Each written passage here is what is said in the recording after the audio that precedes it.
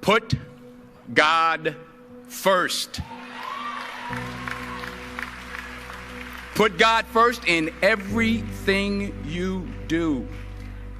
Everything that you think you see in me, everything that I've accomplished, everything that you think I have, and I have a few things, everything that I have is by the grace of God. Understand that. It's a gift. 40 years ago, March 27th, 1975, it was 40 years ago, just this past March, I was flunking out of college. I had a 1.7 grade point average. I hope none of you can relate. I had a 1.7 grade point average. I was sitting in my mother's beauty shop. They still call it beauty shops now? What they call it now? Yeah, I was sitting in the beauty parlor. I was sitting in my mother's beauty parlor, and I'm looking in the mirror, and I see behind me this woman under the dryer. And every time she looked up, every time I looked up, she was looking at me, just looking me in the eye. And I didn't know who she was, and I said, she said, somebody give me a pen, give me a pencil. I have a prophecy. March 27, 1975, she said, boy, you are going to travel the world and speak to millions of people. Now, mind you, I flunked out of college. I'm thinking about joining the army. I didn't know what I was going to do, and she's telling me I'm going to travel the world and speak to millions of people. Well, I have traveled the world, and I have spoke to millions of people. But that's not the most important thing, the success that I had. The most important thing is that what she taught me and what she told me that day has stayed with me since. I've been protected. I've been directed. I've been corrected. I've kept God in my life, and it's kept me humble. I didn't always stick with him, but he always stuck with me. So stick with him in everything you do. If you think you want to do what you think I've done, then do what I've done and stick with God. Number 2, fail big. That's right. Fail big. Today's the beginning of the rest of your life, and it can be very frightening. It's a new world out there. It's a mean world out there, and you only live once. So do what you feel passionate about. Take chances professionally. Don't be afraid to fail. There's an old IQ test, was 9 dots, and you had to draw 5 lines with a pencil within these 9 dots without lifting the pencil. The only way to do it was to go outside the box. So don't be afraid to go outside the box. Don't be afraid to think outside the box. Don't be afraid to fail big, to dream big. But remember, dreams without goals are just dreams, and they ultimately fuel disappointment. So have dreams, but have goals. Life goals, yearly goals, monthly goals, daily goals. I try to give myself a goal every day. Sometimes it's just to not curse somebody out. Simple goals, but have goals. And understand that to achieve these goals, you must apply discipline and consistency.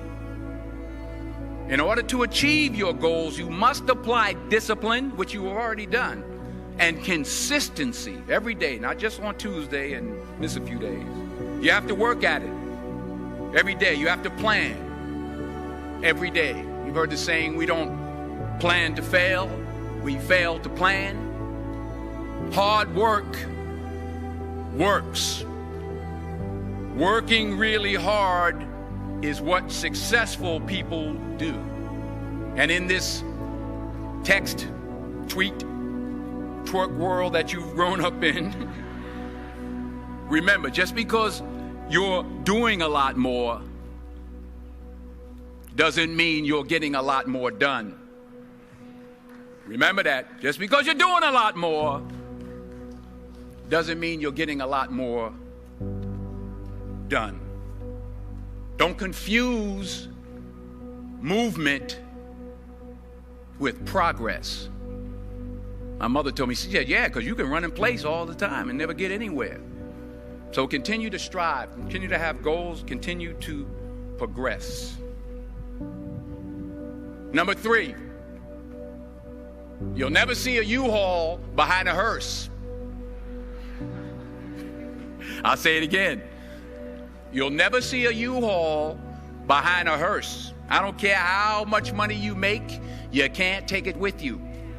The Egyptians tried it. They got robbed. That's all they got. You can't take it with you.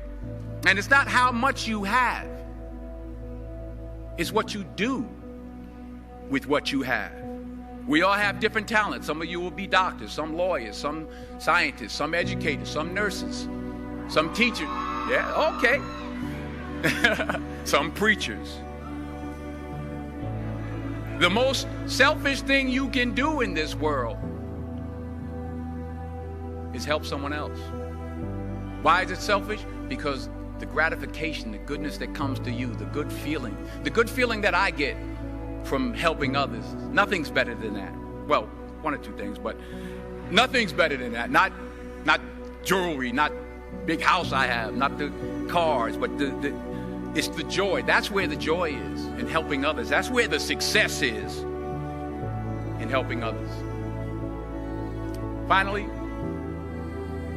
I pray that you put your slippers way under the bed tonight, so that when you wake up in the morning, you have to get on your knees to reach them. And while you're down there, say thank you for grace. Thank you for mercy. Thank you for understanding. Thank you for wisdom. Thank you for parents. Thank you for love. Thank you for kindness. Thank you for humility. Thank you for peace. Thank you for prosperity. Say thank you in advance for what's already yours. It's how I live my life. That's why I am, one of the reasons why I am today. Say thank you in advance for what is already yours. True desire in the heart for anything good is God's proof to you, sent beforehand to indicate that it's yours already. I'll say it again. True desire in the heart, that itch that you have, whatever it is you want to do, that thing that you want to do to help others and to grow and to make money, that desire, that itch, that's God's proof to you, sent beforehand already to indicate that it's yours. And anything you want good, you can have. So claim it. Work hard to get it. When you get it, reach back. Pull someone else up. Each one, teach one.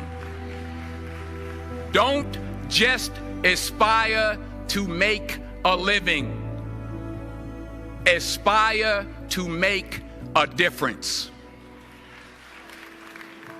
Every failed experiment is one step closer to success. You've got to take risks, and I'm sure you've probably heard that before, but I want to talk to you about why that's so important. I got 3 reasons, and you can pick up your iPhones. First, you will fail at some point in your life. Accept it. You will lose. You will embarrass yourself. You will suck at something. There's no doubt about it. And I know that's probably not a traditional message for a graduation ceremony, but hey, I'm telling you, embrace it, because it's inevitable. And I should know. In the acting business, you fail all the time. Early on in my career, I auditioned for a part in a Broadway musical. Perfect role for me, I thought, except for the fact that I can't sing. So I'm in the wings, I'm about to go on stage, but the guy in front of me, he's singing like Pavarotti. He's just, and he's just going on and on and on. And I'm just shrinking. I'm getting smaller and smaller. So they say, oh, thank you very much, and you'll be hearing from us.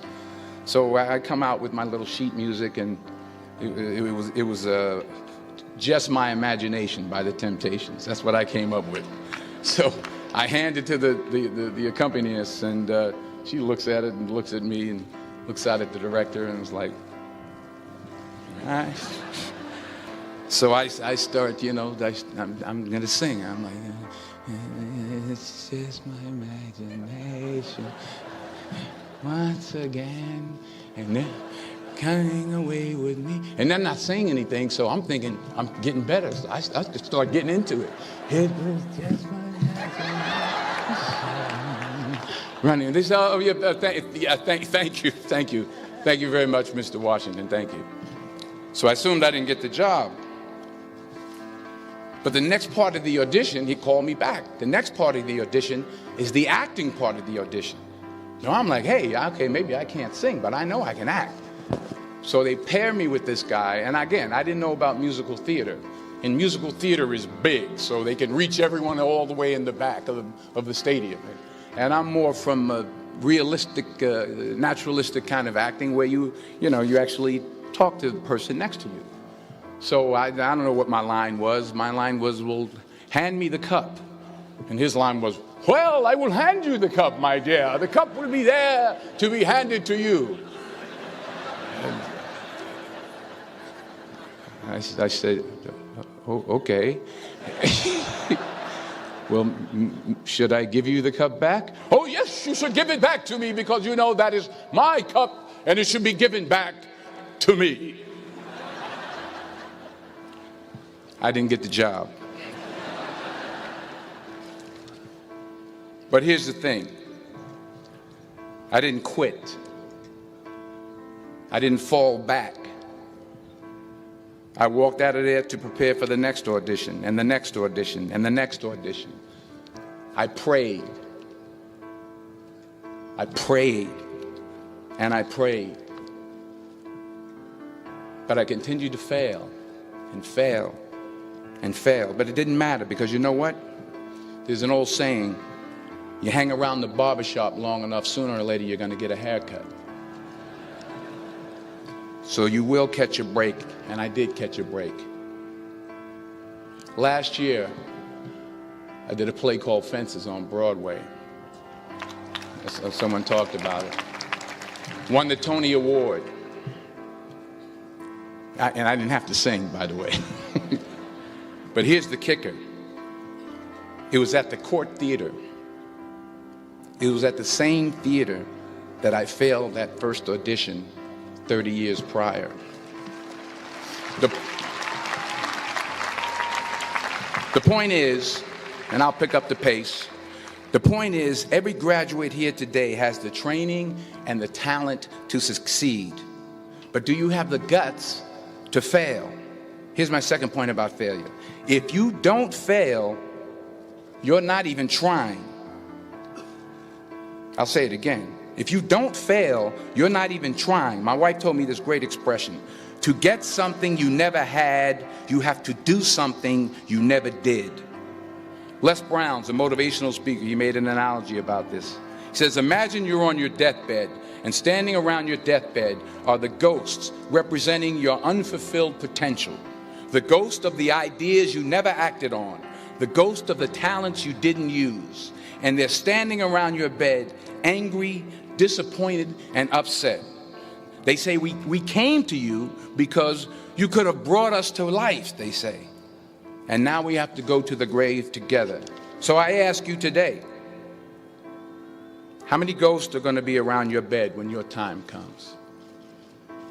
You've invested a lot in your education, and people have invested in you. And let me tell you, the world needs your talents, man, does it ever. I just got back from Africa like 2 days ago, so if I'm rambling on, it's because I'm jet lagged. I just got back from South Africa. It's a beautiful country, but there are places there with terrible poverty that need help. And Africa is just the tip of the iceberg. The Middle East needs your help. Japan needs your help. Alabama needs your help. Tennessee needs your help. Louisiana needs your help. Philadelphia needs your help. The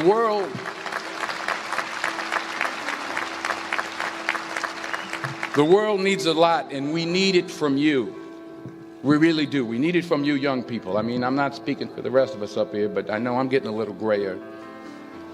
We need it from you, the young people, because remember this. So you got to get out there.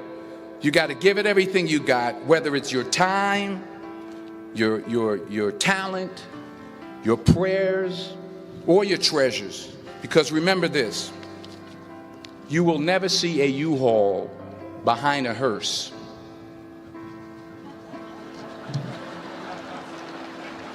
I'll say it again.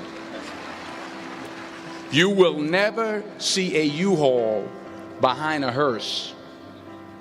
You can't take it with you. The Egyptians tried it, and all they got was robbed. So the question is, what are you going to do with what you have? I'm not talking about how much you have. Some of you are business majors, some of you are theologians, nurses, sociologists. Some of you have money, some of you have patience, some of you have kindness.